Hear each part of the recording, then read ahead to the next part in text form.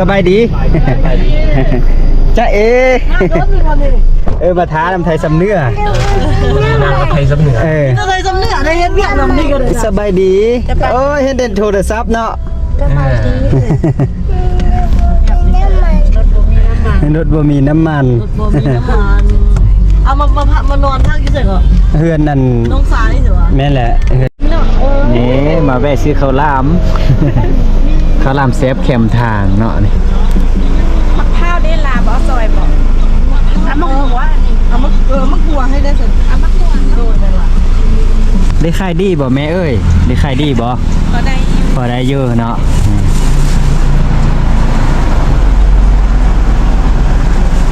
เอามาข้าวด้วยนี่เลยนะมีเอาข้าวดูดมีบ่ข้าวหลามม่วงมะพร้าวเนาะเอามาข้าวมาด้วยเจ้าขอมะพร้าวเอาซอย3หน่วยเลย350หน่วย1เสาค่ะเอา3เจาะหมดเลยเนาะบ่สิไปเจาะมีพอดูดบ่มีข้าวดูดเอาข้าวดูดนำเลยเด้อดูดใส่ให้มันนะสิเจาะหน่วยนึงก็ได้เจาะหน่วยนึงก็ได้ยังลูกชายซักอะไรวะทางไปบ้านเกิ้นเนาะทางไปบ้านเกิ้นแถวใกล้อันโรงงานโคกมาไปซื้อเด้อมันเซฟแต่ก็บ่เสียงยังบ่ทันได้ซิมเพิ่นว่าเซฟอยู่แต่ยังบ่ทันได้ซิมบ่เสียงมาเลาะพี่อยู่ในบ้านเด้อธรรมดาอนุญาตถามแม่เด้อเอมาแต่ก็เลยเอน่ะน่ะก็มาแต่สำเนื้อมาแต่สำเนื้อบ้านเด้อสำเนื้อซั่นสำเนื้อก็บ้านห้างตาเราโอ้สำเตื้อนึงซั่นอยู่บ้านเดียวลูกบ้านเฟื่อป้ามาเฮิงแล้วบ่มา2008อ๋อแถวนี้แต่เฮาเอบ่แต่เฮาเอเนาะแต่เล่าโอ้มันคุมเขตนี้มันคุมต่างเมืองเป้านี่เนาะแม่นดาอันของบ้าอันปลาจันทีฝนอยู่วัดนี่นะฝนเลยดินฝนราคาแต่เฮาเป็นบาคายเป็นล็อกเพื่อมีเงินได้เลยเอาหลายโดยดินจัดสั้นเนาะเอาขอบเจอเนอแม่เท้าเนออยู่ดีมีแหงเนออยู่ดีมีแหงยังจื้อว่าความแต่เฮาอ่ะแค่ป้อมอ่ะก็จื้อนี่ด้านซ้ายเขตบ้านนี่เอิ้นบ้านเด้อบ้านนี่บ้านฝนเคาะบ้านฝนเคาะกว้างเนาะกับหัดเกียงอีกบ่นานเขาจะเปิดเป็นตัวเมืองอะเขตนี้เนาะปีอัน2016แม่มากัน5บ้านโตโอ้ยังอยู่นะบ้านนั้นหัดเกียงเขายื้อให้แหน่ก็รออะไรเนี่ยปี2016เสียงเป็นอันเด้อคิดฮอดบ้านบ่เอ็มโอ้คิดฮอดอันแม่ล่ะคิดฮอดให้นำห้วยน่ะเดี๋ยวเลยอันเคยไปเลยนำห้วยหั่นไปซ้อนป้าปันพวกโอ้เก็บอันเลยอันห้อยเก็บห้อยปันป้าอันนั้นนะมันหลายอยู่น่ะอยู่กองเกินนั่นน่ะเจ้าอุดมสมบูรณ์เนาะท่านลงแต่น้อยนึงเนาะบ้านเกิดแท้ๆเอิ้นอยู่บ้านเด้อก็อยู่บ้านทะเลาแหละบ้านทะเลาหั่นบ้านคำแสงหั่นแหละโอ้เจ้ายามนี้อุดมสมบูรณ์ได้ยามนี้เนาะบ้านเฮาพอดีว่าฝนเกี้ยมให้ทางยางเลยนี่หอบผักอีจะมาโดยปีเขาต่างย่างอันเขายังอาเวอร์ทำอิฐคันเถิงได้ลงไปเนาะเอ็ดน้ำก๊อกน้ำดินนั่นแม่นยังเอ็ดกาฟ้าตกลงแม่นว่าสำเจอแม่นปีโอ้ปีกวนอันแม่เราจังลงเบิ่งต่างย่างล่ะโดยจากบ้านเฮามาอาศัยอยู่เขตนี้นี่หลายที่สุดเลยเนาะคือจากแขวงหัวพันแต่ก่อนนั้นมาเขาแม่นบ่าเอ็ดฮูกลงทุนเอ็ดฮูกเนาะนี่ร้านซ่าแม่เท้ามาอยู่เบียงคือว่างามกว่าเก้าอันบ่ซื้อนั่นเลยน้องซื้อนั่นเลยแนะนำดูซื้อเหล้าสร้างครอบครัวเลยบ่มีโอ้ยผู้งามไม่ได้บ่มีเพิ่นว่าเนาะเอานี่ลงให้ได้มั้ยร้านเช้าแม่เฒ่าเพิ่นซื้อเลยถุงหน้าหน่อยใกล้หัดน้ำมาหั่นเด้บ้านถ้าเราหั่นน่ะนาบนแม่มีนานึงเนาะนาอยู่ตกสมอปูหั่นใกล้หัดน้ำหั่นเด้อคำเพิ่นว่ามาอยู่ในเมืองแต่ก็ยังคิดฮอดบ้านเด้อว่าเนาะมาในเมืองก็คิดฮอดตัวป้าไปกินปีทำอิฐมายังไป มื้อนี้นี่เพิ่นว่าชวนเบ้าเสียงไปกินปิ้งเป็ดแต่ยังบ่ทันปิ้งแม่นบ่ โอ้เบ้าเสียงสิได้กินปิ้งเป็ดได้มื้อนี้น่ะ อันนั้นได้สามอันปัดอันนั้นเด้ โอ้คักแท้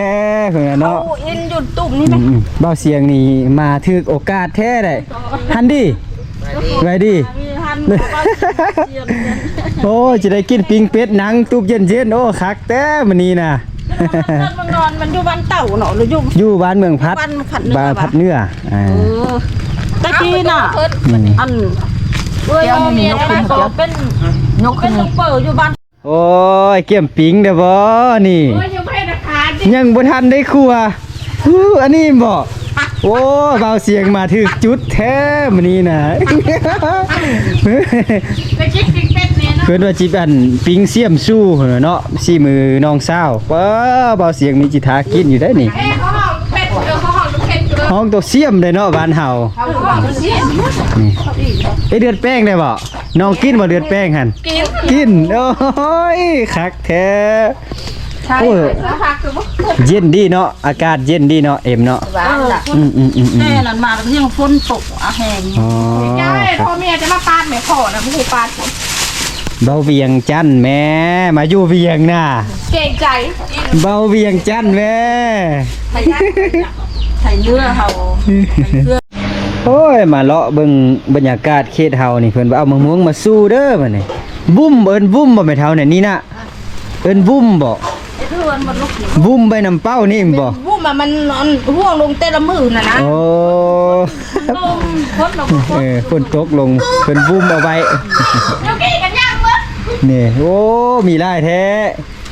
เอามะม่วงมากใบมาสู้ ใส่ได้เพื่อนแหงเยอะ โอ้หน่วยเยอะเท่ว่ะหน่วยเติบ มีดมาตู้แล้วมาซ่านเอาจานมาแล้วซ่านเอาอัน สบายดีทุกคนมื้อนี้ก็เบาเสียงแล้วก็มากับเจตาดำเจตาดำจะพาไปเลาะ เส้นเคย ตลาดตลาดเลยกี้นี่นะ มันจึงหู้คือกัน ตลาดคนเคาะ แม่นบ่ ไปเลาะเบิกลองเนาะจักจิแม่นดื้อบ่ก็ยังบ่ทันฮู้ ไป จื้อดิ อาหารการกินแบบบ้านๆ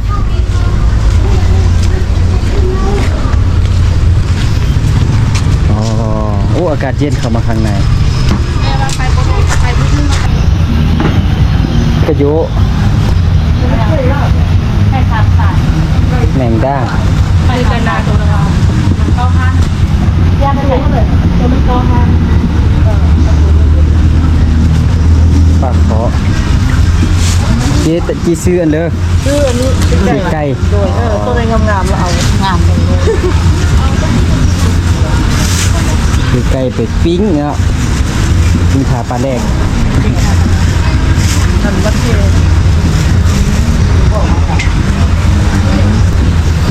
โอ้ตัวเอียนน่ะตัวเยอะเท่าเยอะบ้านเนาะตัวเอียนนี่เนาะ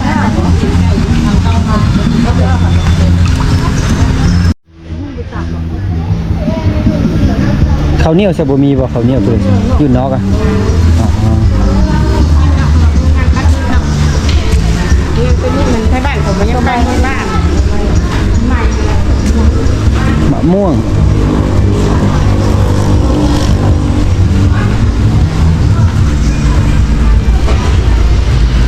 นอกจากบ้านเฮาทุกคน เอามาใกล้เติบเนาะ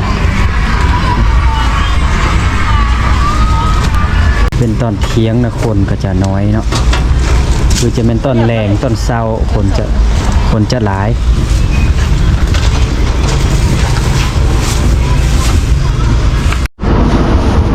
ตอนนี้มันถุงลูกเข้าตัวนั้นโผล่มาอีนี่ว่า ข้าวเหนียว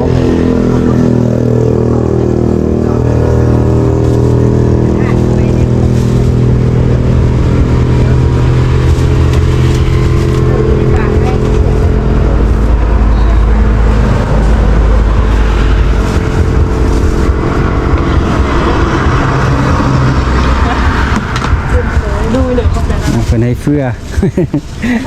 เพิ่นแถมเนาะเออเอิ้นตลาดเด้อแม่นี่น่ะ ราชพุทธบ้าโอ้ ตลาดพุทธสัมบาทอ๋อ 3 บาท พ่อแม่ตลอดทำบุญจื้อคำเลยเด้อขอบใจเด้อ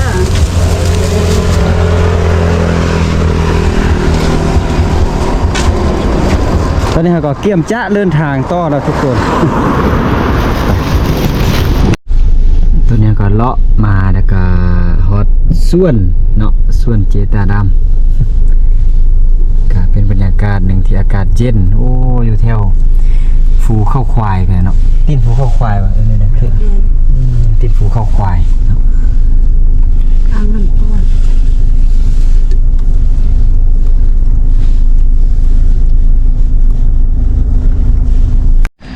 มื้อนี้ก็ไล่เวลามาเลาะเที่ยวชมธรรมชาติและก็บรรยากาศแคมตีนฟูเข้าควายเนาะก็มากับเจตาดำ อันนี้ปกติน้ำขึ้นแล้วมันจะขึ้นมาฮอดพี่ โอ้ส่วนเจตาด ติดอ่างน้ำเลย ำฮอตกาเลยฮอตคาเลยนี่ ฝั่งนั้นก็แม่น ทางเหนือก็แม่น นี่ยังแม่นหมดเลยนี่ โอ้ ทีแล้วกัน กว้างแท้ แม่น10 เฮกตาร์นะ 10 เฮกตาร์โอ้โหเอานี่แม่นรีสอร์ทอยู่บ่หรือบ่เนี่ยรถนี่ โอ้เอ็ดเป็นบ้านสวน บ้านสวนโอ้สวนบ้านสวน เต็นท์แล้วยังบ่ทันแล้วคักดอกเงียบเลย ไม่เฮ็ดไปหั่นนะ คักแท้ บรรยากาศคักแท้ว่า บ้านสวน บ้านสวน ฮัลโหล ฮิโล ฮัลโหลอันนี้ผู้พันเซนเดอร์ได้นี่ โอ้คักแท้เนาะบ้านสวน เอา เนาะ สบายดีทุกคน นายดีลูกก่อนนะ บ้านสวนเจตาดำทุกคนเนาะเพิ่นก็ ค่อยไปสไตล์คาเฟ่นะส่วน ส นี้ บายดียกมือสบายดี แต่น้อยเพิ่นก็ดีซอดมานอนพักผ่อนเท่านี้แหละแขกต่างประเทศเนาะถ้าผู้ลือมาแต่ประเทศไทยนะ เป็นจะเฮาเซียนเป็นสวนเท้าอ้อมพูดเลยจนว่าอ้อมสัมปทานตื่มอีกหลายเฮกตาร์หลาย10 เฮกตาร์ อนาคตนี่คือจะเป็นรีสอร์ทแบบบาร์เฮอคนต่างประเทศมาพักผ่อนเท่านี้ก็งามเนาะ เมียอนาคตเป็นเรื่องบ่แน่นอนสิว่ากันส่วนรีสอร์ทแท้ๆยังเป็นเฮ็ดอยู่พุ่นแหละอยู่เมืองเฟือง โอ้ ตัวเมืองเฟืองวันนั้นสิพาไป เจ้า สุดยอดเลยแหละเมืองเฟือง โอ้ทำเลดีขนาดเลยเขตนี้ทุกคนบรรยากาศคัก อากาศดี อ่า เปิดพัดลมเลยเอ้ยขึ้นไปรถนะขึ้น จะขึ้นเมื่อเบิ่งวิวทางนี้ก่อนวิวก็งามเนาะป้ามานอนกลางเต็นท์คักแบบว่านี่ วันนี้ก็ไผ่บ่โอ้วี โอ้ทุกคน อันนี้คืออะไร สุดยอดกับบรรยากาศเลยเนาะทางนั้นก็คือฟูเข้าควาย ทางขวามือเขาทางนี้ก็คือนาเคลื่อนเนาะเคลื่อนนั่นนะเคลื่อนอันเดียวกี่เคลื่อนน้ำปอดบ่โอ้ปลูกมันเด้นี่ปลูกมันหนองป้าเดี๋ยวเราจะยังซ้ำประทานอีกเนาะไร่10 เฮกตาร์เพิ่นมาเนาะป้องามแต่วิวสุดยอดเลยทุกคนเนาะบรรยากาศของสวนเจตาดำมื้อนี้บ่าวเสียงก็ได้บรรยากาศมาเที่ยวมาชมนำทุกครอบครัวเพิ่นเนาะมันก็มาเบิ่งบรรยากาศสุดยอดแล้วก็เฮาก็เกี่ยมเพิ่นว่าจะเกี่ยมจัดอาหารการกินปิ้งจี้ปิ้งไก่ ใกล้เด้อมื้อนี้เด้อ กินปิ้งไก่ ยังรอได้ว่าจะอิ่มสิเฮ็ด ไก่โลเลย คักแท้เนาะ สุดยอดเลย บรรยากาศโอ้มาอยู่แบบนี้คือว่าอายุนี่ยังเพียงแต่13 ปีไปซั่น เนาะ13 ปี14 ปีทุกคน ความคิดของเฮาถ้ามาอยู่แบบธรรมชาติแบบนี้นะเนาะโอ้คักเลยสุดยอดมักเนาะบ่เสียงก็มักแบบนี้แหละทุกคนเนาะบรรยากาศโอ้ยอายเพิ่นก็แฮงมักแต่เนาะแบบสบายๆได้นี่โอ้ คุณพาใดเป็นภูผาด่างข้างงอยพุ่นน่ะ อายเพิ่นนั่นเวลาว่างอายเพิ่นขึ้นพุ่นบ่ แม่นเราลูกมัน1 เดือนบ่ได้ เจ้าเนาะนี่แหละเขาจึงเข้าเบ้าบางคนเขตเนาะเฮาล่ะเคยอยู่กับธรรมชาติล่ะเขาจะมักอยู่แบบในเมือง แต่ว่าคนในเมืองเขาจะลึงเคยกับธรรมชาติเขาก็ออกมาอยู่แบบนอกๆเขตนอกอย่างสบายเหมือนเนาะนี่เอาเกี่ยมติดตามชมเบิ่งแม่ครัวของพวกเฮาทุกคนแม่ครัวเฮานี่ ปิ้งไก่แซ่บๆเด้อเนาะเอาเฮาก็เกี่ยมจัดเนาะจัดสถานที่ปิ้งไก่ก่อนแม่ครัวเกี่ยมลั่งไฟเอ้เลยกินนี่ ปิ้งไก่ ปิ้งไก่ แกงหน่อไม้ ปิ้งโอ้แซ่บแท้ปิ้งไก่แกงหน่อไม้ว่ะ เกี่ยมมาเรียบร้อยแล้ว เกี่ยมมาคักแน่แล้วอ๋อ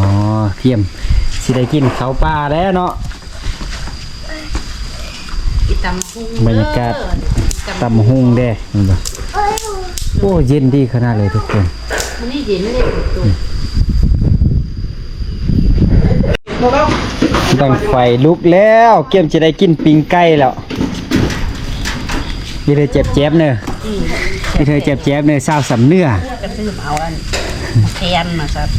หรือว่ามาแค้น เจ้าหิวเจียวมาฮู้ว่าเฮาบ่มีเจียวไปเด้อ แม่ครัวเพิ่นเอาจริงเอาจังเนาะบัดนี้เนาะกินหอมไอ้ต้อยขึ้นมาแล้วบัดนี้กินไก่ ขาประแดกคือประแดกนั่นดิ ปลาแดกโอ้แซ่บแท้ปูปิ้งนี่ก็น่าฮักอยู่เด้อ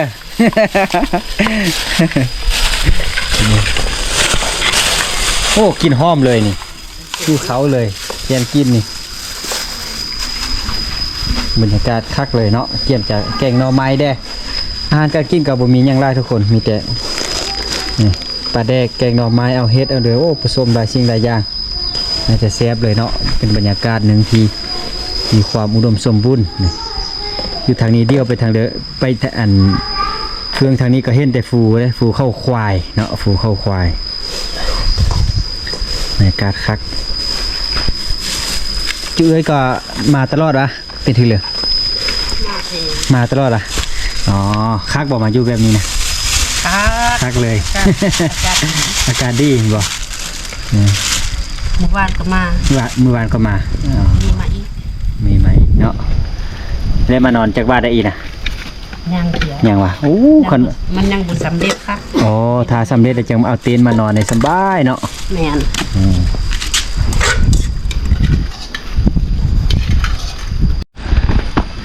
ว้ายแกงหน่อไม้เกมจะมีกลิ่นหอมแล้วทุกคนเศร้าสำเนื้อแกงหน่อไม้สู้ เสียปัญญาเนาะ คักแท้กินหอมไอ้ต้อยเลยนี่ เมียนโต เงียนต้อง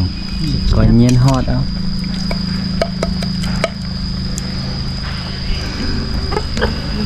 ในครัวบรรยากาศคักแท้ทุกคนเห็นเสียงแมงไม้ห้องจ้อยๆเขตนี้เขาเอิ้นเยอะเขตอันเดียวเขาเขตนี้นะ